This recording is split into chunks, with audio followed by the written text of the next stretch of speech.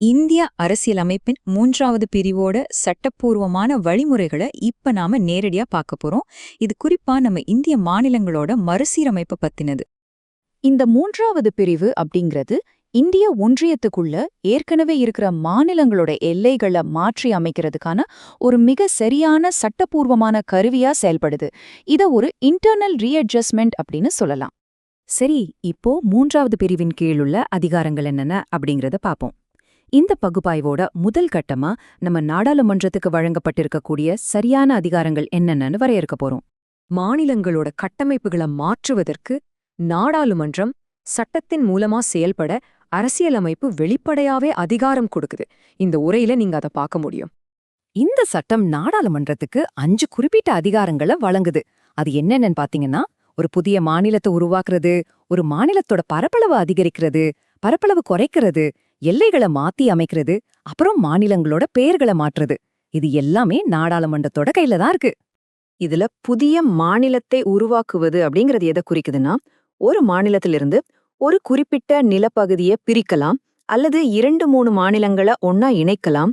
ஏன், ஒரு மாநிலத்தோட எந்த ஒரு பகுதியையும் இன்னொரு மாநிலத்தோட யூனியன் பிரதேசத்தோட கூட இணைக்கிற அதிகாரமும் இதுல அடங்கும்.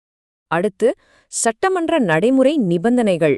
இந்த நாடாளுமன்ற அதிகாரங்களை எப்படி பயன்படுத்தணும் அப்படிங்கறத கட்டுப்படுத்துற கட்டாய முன் நிபந்தனைகளை இப்ப பார்க்க போறோம். இந்த சட்டமன்ற நடைமுறை ஒரு கண்டிப்பான வரிசையை பின்பற்றுது. சும்மா எழுத்தோம் கவுத்தோன்னு எதையும் பண்ணிட முடியாது. முதல்ல உத்தேச மசோதாவை சம்பந்தப்பட்ட மாநில சட்டமன்றத்தோட கருத்துக்களை கேட்கறதுக்காக குடியரசுத் தலைவர் அனுப்பணும். அவங்க ஒரு குறிப்பிட்ட காலத்துக்குள்ள கருத்துக்களை சொல்லணும். அதுக்கப்புறம்தான் குடியரசுத் தலைவரோட முன்பரிந்துரையோட அந்த மசோதாவை நாடாளுமன்றத்துல அறிமுகப்படுத்தவே முடியும். இப்போ நடைமுறையில் உள்ள பயன்பாட்டு எடுத்துக்காட்டுகளை பார்ப்போம். இந்த 3வது பிரிவைய நிஜத்துல எப்படி பயன்படுத்தி மாநிலங்களை மறுசீரமைப்பு பண்ணியிருக்காங்க, எப்படி பெயர் மாற்றம் செஞ்சிருக்காங்க அப்படிங்கறத பார்க்கலாம். இதுக்கு ரொம்ப தெளிவான உதாரணங்கள் நம்ம வரலாறுல இருக்கு. நாடாளுமன்றம் தன்னோட அதிகாரத்தை பயன்படுத்தி 1950ல ஐக்கிய மாகாணங்களை உத்தரப்பிரதேசம்னு மாத்தினாங்க. அப்புறம் 1969ல மெட்ராஸ் தமிழ்நாடுன்னு பேர் மாற்றப்பட்டது. அதே மாதிரி 1973ல மைசூர் கர்நாடகான்னு மாறுச்சு. டெல்லி யூனியன் பிரதேசம் கூட 1992ல டெல்லி தேசிய தலைநகர் பகுதின்னு மறுபெயரிடப்பட்டது.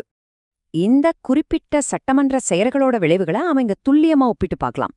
பழைய பெயர்களுக்கும் புது பெயர்களுக்கும் உள்ள வித்தியாசம் இங்கே இருக்கு. 1968ல வந்த மெட்ராஸ் மாநில பெயர் மாற்ற சட்டம், 1973ல வந்த மைசூர் மாநில பெயர் மாற்ற சட்டம் எல்லாமே இந்த 3வது பிரிவு கொடுத்த அதிகாரத்தோட நேரடி விளைவுகள் தான்.